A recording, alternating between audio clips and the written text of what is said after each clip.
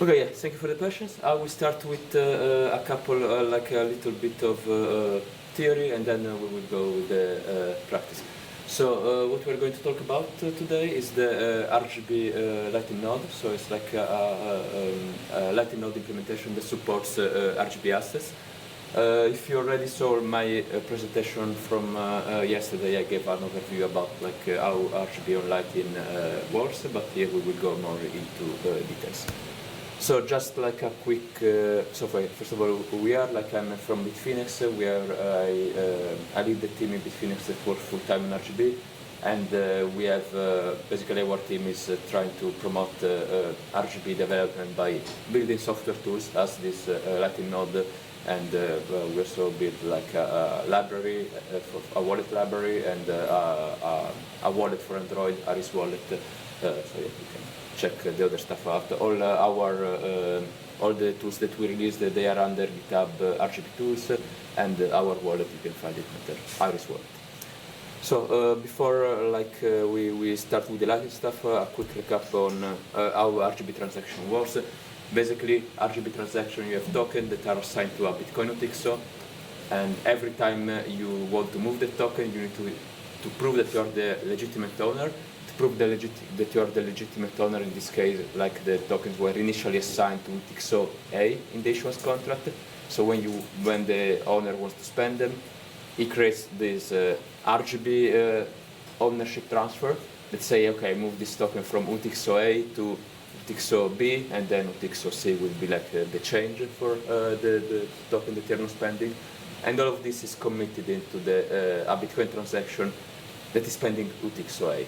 In this way, by spending UTXO A, you are proving that you are the legitimate owner of the tokens, and by committing to the ownership transfer, you don't have possibility to do double spending. So you can create the ownership transfers on one, and so you fully leverage all the double spending protection that Bitcoin offers. And then in particular, yeah, the commitment happens in one output of the Bitcoin transaction that can either be a taproot output or an op return output. So there are two options that have different trade-offs in well, taproot is cooler, but is a bit more complex to implement, so different wallet developers can choose what they prefer. So what is the general idea of RGB on Lightning? So in RGB, assets are assigned to an UTXO. UTXO can be anything. It doesn't matter what is the script controlling that UTXO. So it can be anything, including a multisig of a Lightning channel opening. So we can send RGB asset to the multisig that is opening a Lightning channel, and then for every channel update, we allocate this token to the outputs created by each Lightning commitment transaction. In this way, with minimal changes, we fully leverage all the security model of Lightning without trade-offs, without changing any assumption. So here is as an example like of a funding transaction. So like on the left is like a normal Bitcoin funding transaction. With RGB, basically we have one output. So instead of just having the output where we send the money to the multisig, we also add another output to contain the commitment. So in this case, we are using op return for simplicity, but we could as well use taproot. And the RGB state transition basically is moving tokens from the UTXO values, whichever it was, to the UTXO that is being created by the transaction. So the output 0 of this TXID. Then once it's inside the payment channel, every time we create a new channel update, we create a pair of commitment transaction. And so for each commitment transaction, we have an RGB state transition, one for Alice and one for Bob, so it will be specular, like with Lightning. And the RGB state transition move asset from the multisig, UTXO multisig of the channel opening towards the two outputs created by the channel, by the commitment transaction. So one, in this case, sending money directly to Alice, the other one will send it to Bob. and the second output is the hash time locked one, so it can be either Alice with the secret of Bob or Bob with the time lock. And then every time we update the channel, basically we, like as we move, for in this example, we are moving 30 USDT from Alice to Bob, so we will just update the channel, and instead of 430 and 70 becomes 400, 100, as it was with Lightning. And this is the specular transaction with Bob. And then when you do routing in Lightning, you have another output that is used for the routing of the payment that is like a bit more complex script, which even added like the secret related to the Lightning payments. And so with the RGB state translation, we'll also add an extra output that will allocate the assets to this to the HTLC routing output. So if you are familiar with Lightning, it's pretty much the same. There is not much extra complexity involved. So now we will try to try the node. I mean, it's experimental code, so it's experimental software, so anything can go wrong, but let's try. So yeah, first of all, I need to open terminal.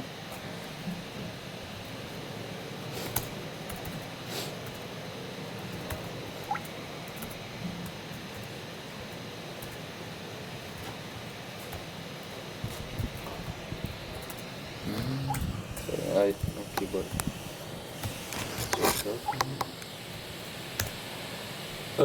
Okay, so first thing, so we need to set up. I mean, we don't want to do it on like on the mainnet or testnet because we will have to wait for confirmation.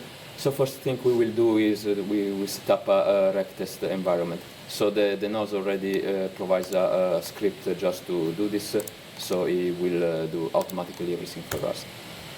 So now we set up a rec test environment, and yeah, once it's done, we will. And now we are ready to go. So yeah, now that we have the rec test environment, we can set up the Lightning node. We will set up 2 of them, so we can open a channel between 2 of them and make a payment.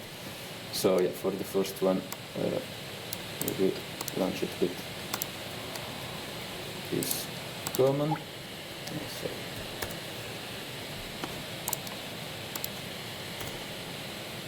And let me create directly a second one. Let me make it more convenient to follow. And yeah, so yeah, then like we could also do it with 3 if we want to do routing, but let's keep it simple for now. Okay, so now the 2 nodes are set up. So to interact with them, we have an API interface that we can use. And yeah, for simplicity, I will just control it directly from the Swagger. So now we have 2 of them set up. The first one is set up for to interact with the first node, and the second one we will set it up to interact with the second node. So the first thing that we need here is to have some positive Bitcoin balance, so on both sides. So we will need to generate a Bitcoin address, and with this Bitcoin address, actually, we we need to send a transaction from the rec test wallet that we set up before, which is like with this command send to address. So we will now send. Let me get back the address. We will send some satoshis to the on-chain address of the first node. So, I mean, let's actually send 1 Bitcoin. We are not too greedy today. And we do the same with the second node. So we generate an address for the second node. Wait, I need to generate it for real. Yes. And we send some balance. No, sorry. Okay. Sent address and the address. If I didn't do any mistake, the address should be correct. Okay, so to check that everything went fine, we can see. No, actually, first we want the balance to be confirmed, so we will mine a few blocks. And yeah, now we can see if we make the list of UTXO that we have, we can see that we have an UTXO available on both sides. So now that we have an UTXO, we can create assets and allocate to this UTXO. So we will create the assets on the first node with the command issue asset.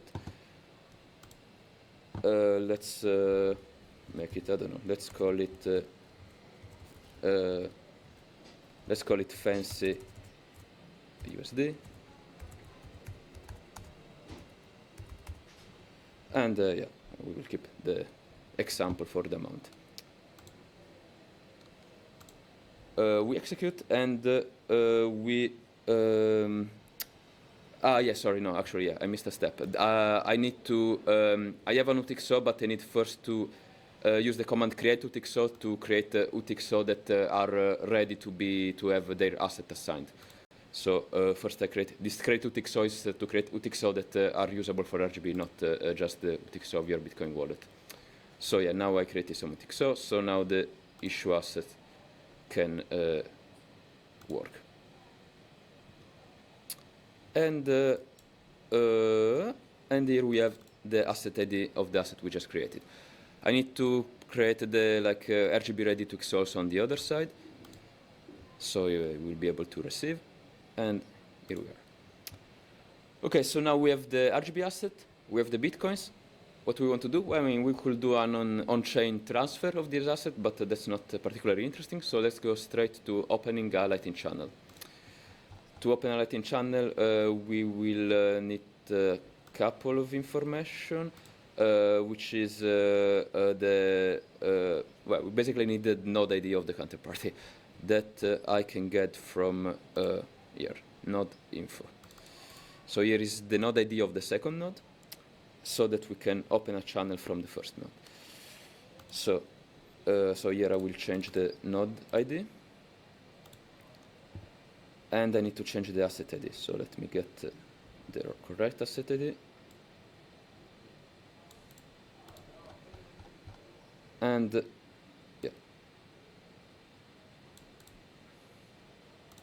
Okay, and maybe I will not use all the asset that I issued. Maybe, I don't know, let's open it just with 500 of the token out of the 777 that I issued. And now we will try to open the channel and fail to connect. So let me first connect with the peer. And let's see if it works. And wait, let me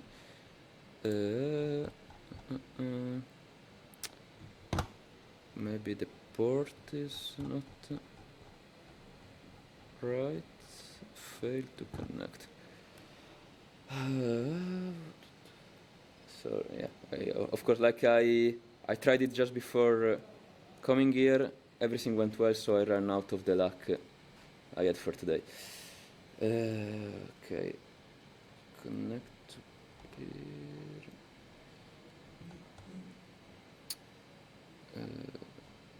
Okay, maybe like this is the issue. No, it was not this one. No, because you had the node. Wait.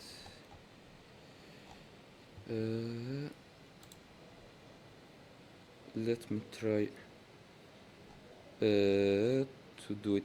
Let's see, from the other side I have more luck. but from the other side I don't have assets, so I cannot do like that. But yeah, no, I think it's a problem with the port. Yeah, I should do it from the other side. So I will quickly issue asset from the other side to try it from the other side, and so we don't waste too much time. Okay, so here I have the asset ID. Not info. So now we will open from the second one to the first one. We will try to open from the second one to the first one. Okay, open channel. So this is and the asset ID. Port 35 at the end? Yeah, let me check. Yeah, wait, let me start copying this one. So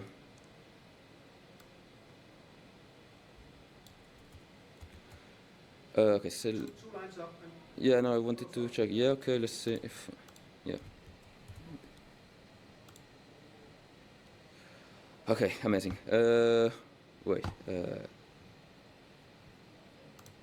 No, maybe let me start to restart the node, but that shouldn't be the issue, actually. Wait,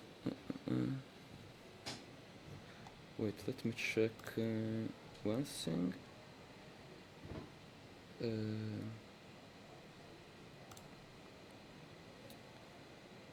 Second one is 36, so yeah, shouldn't be a problem with the port.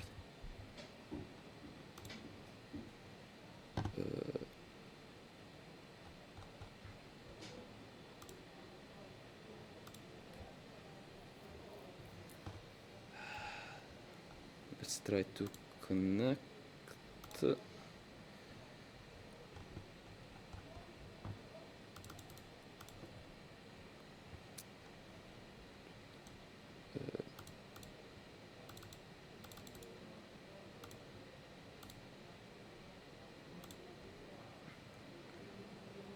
Okay, I don't know. Yeah, it was, of course, when you do the demo, you always have this kind of issues. Yeah, it seems like I'm failing to debug it in real time. But yeah, okay. Let me first show how it should work in it, so at least you have this information, and then yeah, we will try again. So yeah, let's say that the channel opened correctly. So at this point, what we can do, we can yeah, basically issue an invoice on one side. So what we will do is to create a Lightning invoice just by providing the amount and the asset ID that we want. We'll get the invoice. Then from the other side, we will do send payment. We paste the invoice just like we do with normal Lightning invoices. We send the payment, and it should go through, and then we share the balances that are the RGB balances that are updated on the respective two nodes, and then we will be able to close the channel with the close channel command, and so then what happened on Lightning can be reflected on chain. So yeah, now for whatever reason I'm failing to connect the two node. It's probably for something very stupid, but yeah, I'm not sure how to fix it in real. Oh wait, maybe I understood. Yeah, maybe I understood.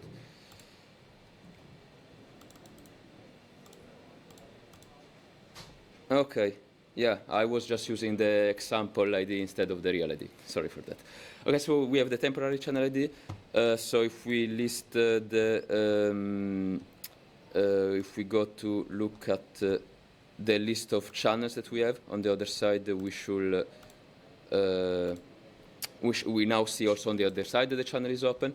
So now we can finally issue them, create the Lightning invoice. For the Lightning invoice, I need again the asset ID that I conveniently have already here on this side. So I paste here the asset ID. Let's make it maybe a smaller amount, maybe only 120. So here I have my invoice that I can now do to do the payment.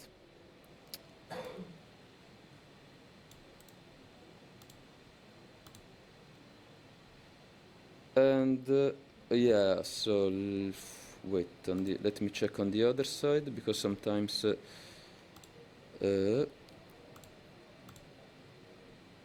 so here the payment is yeah, still pending. So yeah, it's doing a bit of yeah, I think the payment may have failed.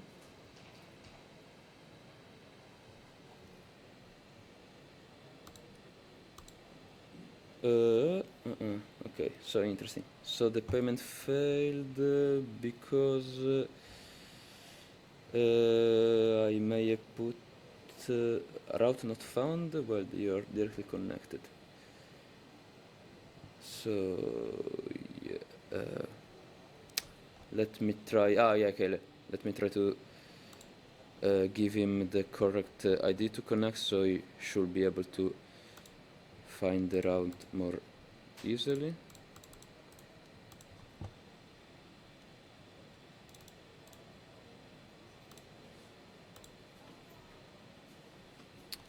So let's try again to do a payment.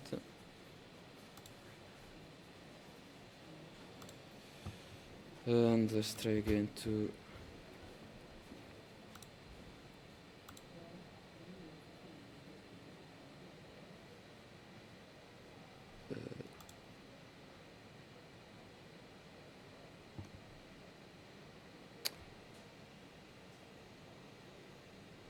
okay. Oh no, sorry, I was in the wrong endpoint.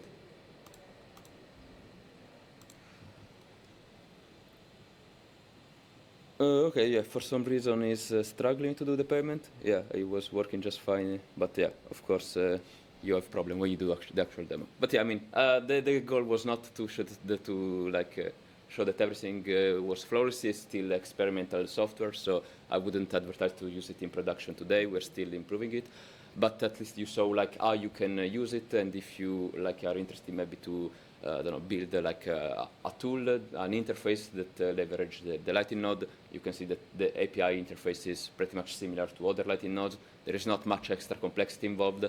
So yeah, it's possible to do Lightning payments with RGB, even if it failed now. But yeah, Lightning is not perfect in general. So I mean, it's acceptable, I would say. So any question? Okay. Okay. Yeah. So you would have to spend satoshis on the Lightning transactions. Okay. So yeah, good question. So yeah, for each Lightning, you need to have over dust limit amount of satoshi for the allocated to the output that is being created in the commitment transaction.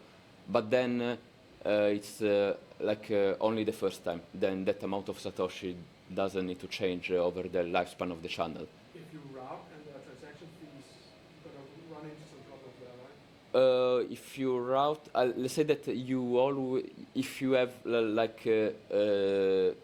if you have 0 satoshi local balance, you may run into problems. Like if somewhere around the route there is 0 satoshi local balance, so that you cannot do, you cannot move this like a few hundred satoshi to do that. But yeah, you just need a few hundred satoshi for every new output. So yeah, when you do routing, you need to everybody needs to add another one, and everybody needs to have a few hundred satoshi that they can allocate to the new output. Which is yeah a requirement, but is not. I mean, it's just a few hundred satoshis, so it should be acceptable. But that kind of depends on the length of the route and what the... No. It doesn't depend on the length of the route, because it's one extra output for routing. But if then it's like 20 ops or like 1 op, it's still... Each routing node needs to add an extra output to do the routing. But if they take fees on the way? Well, they take fee. They can charge a normal fee that they charge for routing. So they can charge it like in Satoshi or in RGB assets if they wish to do so. There was another question, or? If you want to test this, we can use testnet. Yeah. Like if you go on GitHub, we have the commands that you quickly copy paste both for regtest and for testnet. So yeah, you can also use it in testnet. I mean, regtest is easier to test it on your own, but if you want to test it between two machines or with a friend, you can use testnet. Okay. Another. So you said that the Lightning nodes have to just do a small upgrade to set the RGB protocol? Yeah, basically we use the LDK. We made some small changes that are not even RGB related. They are to have more modularity, more control on the RGB on the commitment transaction, so that we can add the commitment output, and then we can also exchange some information in the TLV protocol. And then with that small fork of LDK, we created the Lightning node that also has the RGB logic inside of it. But basically, we are able to fully leverage all the future update of LDK. So we don't need to invest too much resources to maintain it. So it's something very maintainable long term. We only need to maintain the RGB part, which is quite small compared to all the Lightning part. Okay, thank you so much.